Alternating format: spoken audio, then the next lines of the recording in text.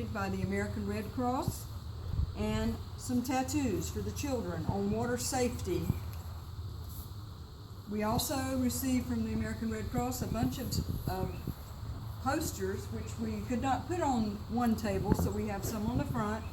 We have some back here on this other table, and then there's a couple more up at the top of the building back here. Also, the Red Cross provided us with all these handouts for the children, coloring pages on pool rules, safety, how to rescue without getting in the water, pool patrols, what is a buddy, dangers of the beach, etc., which was very, very considerate of them, I think. Also, back here on these tables, I have some paraphernalia that I'm going to be talking about on rescue without getting in the water. So these things I will explain. Over on this table, Danny's going to tell you what he has. We have a life jacket to demonstrate how to properly put on a life jacket. I have some CPR mannequins to talk about how to do CPR if someone needs help due to a water accident. Okay. Is this part of it? We also have a survey available for anyone who attends that they can fill out a survey and let us know if it was helpful or if we taught them anything today. Hi, my name is Coleman-Steele, and I'm going to be talking to you today about how to rescue someone in the water that's in danger without actually getting in the water. And here's our poster, if you can see this, it says, reach or throw, don't go. Okay? And it shows some different ways that you can rescue someone without actually getting in the water. I'm going to show you some other things that I brought with me. Everybody knows what a noodle is. You can always reach out with a noodle, but you don't reach like this. You have to reach back, because otherwise they could pull you in. So you have to lean back. Also, even a boat paddle or an oar could do the same thing. Just be careful, don't hit your rescuee. And also, a beach towel is a good thing. You can toss the towel out into the water and pull the person in without getting in and endangering yourself. Also, this is something that you can do at home on your own. I use this empty swab or whatever you call this stuff. This empty bottle. You can put a little dirt in the bottom of it, or even a little water, like a half cup or so of water. Tie a rope securely to it, and take the rope. Of course, this shouldn't be all pulled up like this. It should be out. But whenever you start to throw it, you need to stand on the end of it and then toss it over the person's head so that it comes back to them, they can reach for it. You don't want to hit them with it, so you throw it over their head. Anybody can make these. You can use a milk jug, you can use a bleach jug, anything you have at home.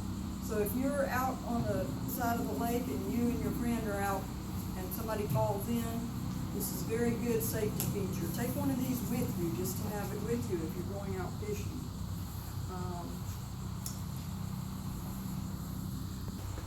Alright, my name is Daniel Adams, and I'm going to talk a little bit about life jackets and how to put them on. You don't have to wear a life jacket just because you're on a boat, but if you're on a boat, don't just stow it away, actually put it on.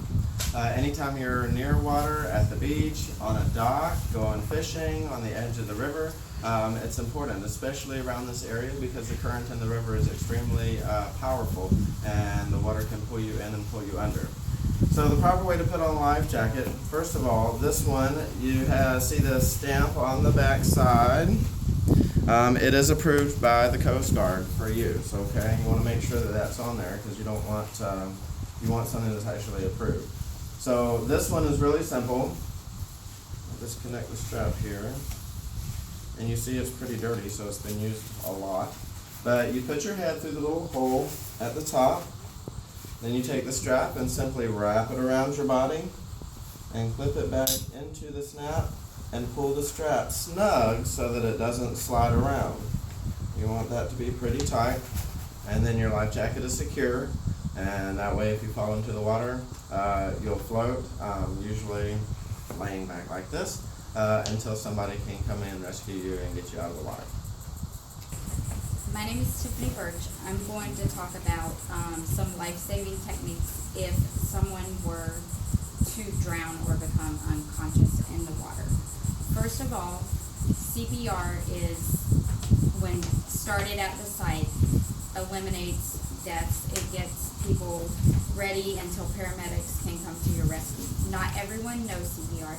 This demonstration does not take the place of a proper CPR course, and I'm also not going to teach CPR with the breathing techniques also, because if you do not know how to properly do CPR, you should not do these. So take a class on CPR at your local establishments to learn the exact and correct measures to do real CPR. We're going to do hands-only CPR, because if you don't know how to do anything with CPR, doing nothing results in nothing. So doing what little you can is still a help to these victims. So we're going to start with the baby. If it is a child under the age of 1, what you need to do is you take the child. They need to be laying on a surface that is hard enough in order to give compressions that keeps them stable. Any water, anything that's in their mouth, you would turn their head to the side and get that out.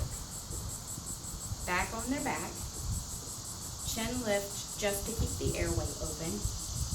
Find the middle of their chest, 2 fingers, and because you're not doing the breaths, you're only doing the compressions, it needs to be 100 compressions per minute. So you just continue. You should call for 911 or initiate and send someone else to call for help immediately. You continue these compressions until help arrives. They need to be deep enough to circulate the blood through the body. For children over the age of 1 that are between still infant, toddler, you would do the same thing with these victims. Instead of using your fingertips, you can use your palm, and it would still be 100 beats per minute, deep and quick. On older children and adults, it's very similar. You call 911, turn to the side, any water, anything that's in their mouth, you get that away, head back. The compressions on these are 100 beats per minute. With a larger person, you're going to use the palm of your hand in the middle of their chest and your other hand on top of it with a strong grip. With adults and larger children, you have to pump really deep in order to get to their heart. So your compression strength needs to be deep compressions. And you just continue 100 per minute. If at any time this patient coughs, breathes, vomits, or has any consciousness, you stop your compressions, roll your patient on the side, let anything come out, and keep them in the safety position while they're breathing, so that anything that is in their mouth or that could come up does not come back and go into their lungs. And you keep them in this position. If they stop breathing again, back on their back, compressions begin again. Thank you so much for participating in our project today and to teach you about water safety. We recommend highly, though, the best thing to do for water safety is to learn how to swim. This would be the very best thing you could do.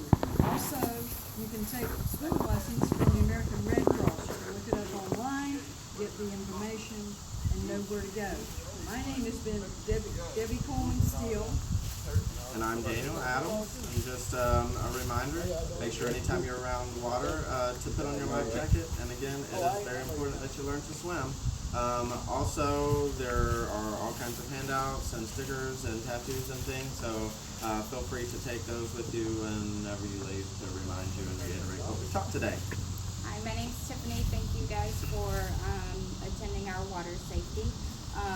Make sure to seek out CPR class. Look up information on it. It's the safest way. Sometimes prevention doesn't always prevent, so you need active